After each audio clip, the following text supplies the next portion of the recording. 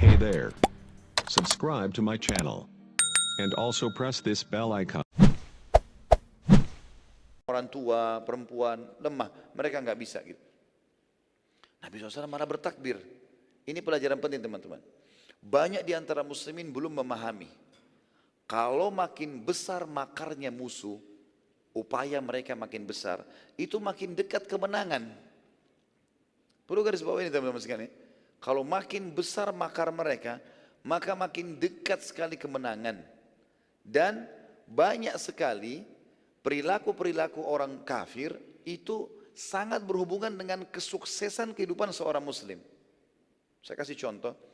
Para sahabat mengatakan, kami sangat yakin kemenangan Allah sudah dekat kalau kami mendengarkan di dalam benteng musuh cacian kepada Allah dan Rasulnya.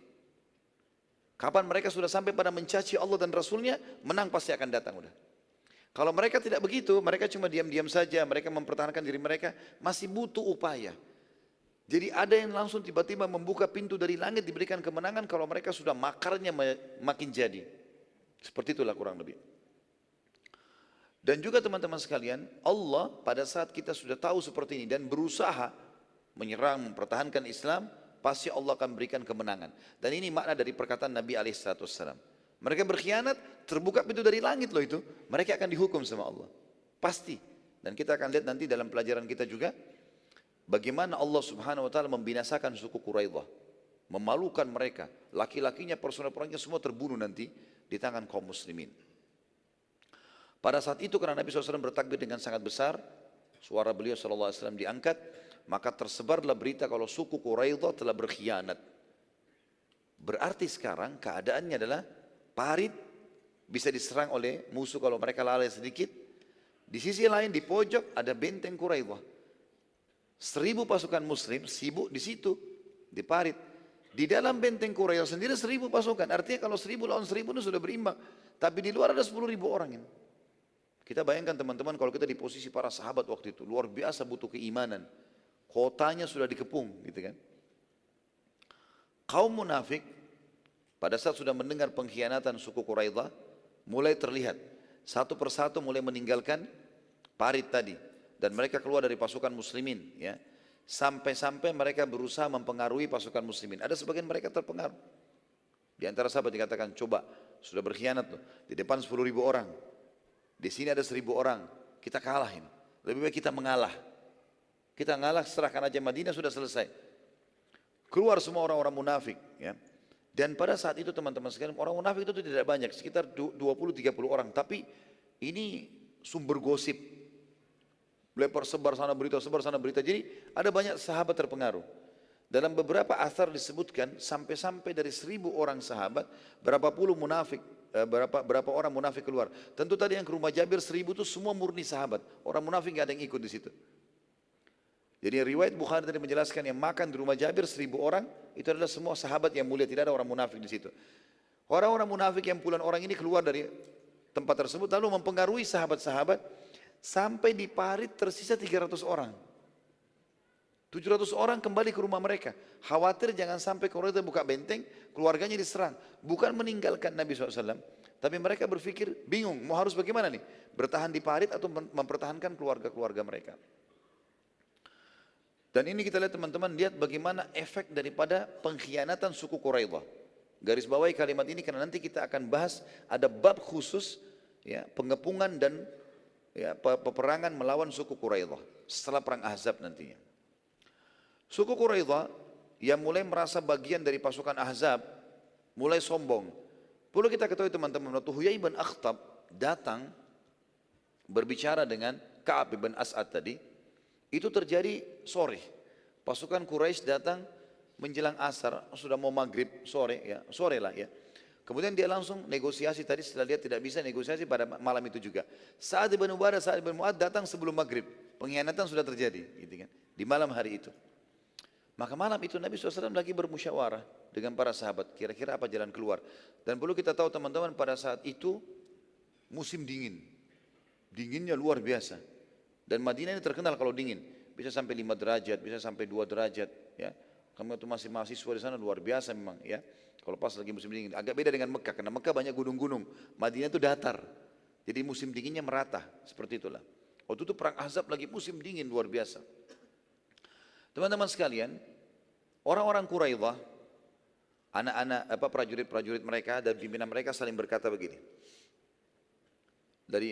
Di sebelah benteng kita ini, jadi di dalam Madinah waktu itu ada banyak benteng-benteng, setiap suku punya benteng-benteng sendiri. Ada satu benteng suku Aus, milik suku Aus di Madinah, itu disepakati oleh kaum muslimin diletakkan dalam benteng itu semuanya perempuan, semuanya anak kecil, semuanya hewan-hewan ternak mereka, kemudian juga semua perbekalan harta dan orang tua dikumpulin di benteng itu. Suku Quraidah karena mereka tadinya ada punya kesepakatan damai dengan Nabi SAW, mereka tahu benteng ini dan mereka tahu di sini ditaruh perempuan-perempuan muslimat, gitu kan? Maka mereka sepakat mengatakan, kalau begitu kita pesta dulu. Besok kita akan buka pintu gerbang, masuklah pasukan Ahzab, Madinah sudah kita kuasai. Sekarang sudah malam, nggak ada penyerangan malam-malam. Mereka nggak mau serang malam-malam supaya nggak membabi buta. Mereka sudah berpikir pasti menang besok supaya mereka bisa leluasa mengambil harta maksimal. Maka mereka tidak mau buat menyerang malam-malam. Tapi beberapa pasukan dari Quraidah dengan hikmah Allah sepakat, prajurit-prajurit pilihannya lebih dari 30-40 orang, kita serang aja benteng sebelah nih. Ambil dulu perempuan-perempuan muslimah, kita pesta-pesta gitu kan, merampas harta rampasan perang. Keluarlah beberapa orang ini, 30-40 orang ini keluar. Kebetulan memang mayoritas pasukan ada sebagian di rumah-rumah mereka. Nabi SAW tidak larang mereka mempertahankan rumah mereka. 300 orang bersama Nabi SAW di parit. Tidak ada yang ke benteng ini. Mereka mempertahankan rumah-rumah mereka. Benteng ini tidak dibuka. Karena perintah Nabi SAW, kalau mereka mau mempertahankan rumah mereka, bertahan di sekitar penjuru kota Madinah silakan. Tapi jangan ke benteng itu. Benteng itu nggak boleh diganggu. 40 orang ini, Yahudi, datang ke sekitar benteng. Mereka mau membuka benteng, ya, mau menyerang. Terus mereka sudah persiapkan kurang lebih 500 pasukan di belakang yang siap berjaga-jaga kalau ada umat Islam yang melawan diserang. Sudah sampai seperti itu di malam hari. 40 orang ini mengintai sekitar benteng, tidak kelihatan ada pasukan muslimin. Kemudian satu orang bilang, saya coba naik ke atas, saya mau naik nih.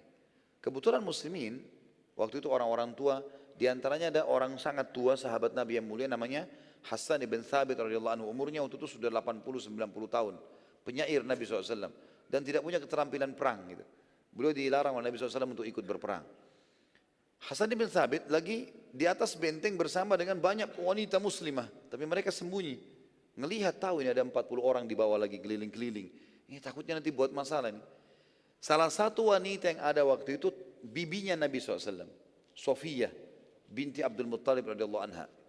Sofiyah ini ibunya Zubair bin Awam. Ya, ibunya Zubair bin Awam. Yang membuat Zubair bin Awam jadi pemberani Sofiyah ini. Orangnya sangat pemberani, perempuan yang luar biasa orang ini. Dia bilang sama Hassan, wahai Hassan, dari sekian puluh orang di bawah itu, ada satu orang mau naik ke benteng, kelihatan, tuh orangnya, mereka lihat dari atas, tuh orangnya lagi naik. Bunuh dia, kalau enggak jadi masalah ini. Kalau enggak, mereka akan datang ke benteng ini dari seluruh penjuru, dan habislah sejarahnya Madinah dan Muslimin. Kata Hassan, hai Sofia, kau tahu saya tua begini, 90 tahun saya enggak punya kekuatan. Dikatakan dalam beberapa athar teman-teman Hassan ibn Thabit saking tuanya nggak bisa pegang benda, gemetar. Radhiyallahu anhu sudah tua sekali, nggak bisa. Bagaimana mau melawan? Ini prajurit pilihannya Yahudi. Sofia lihat nggak ada laki-laki lain ini. Yang lain juga banyak sudah tua, nggak bisa. Maka beliau ambil inisiatif sendiri. Radhiyallahu anha. Dia pakai baju perang yang ada baju laki-laki, gitu kan? Kemudian memegang tiang, ada tiang, entah tiang apa pada saat dikatakan dalam riwayat tiang. Tiang di tangan kanannya dan pisau, pedang di tangan kirinya. Lalu beliau bercadar, ya, menutup, jadi seperti seorang prajurit muslim.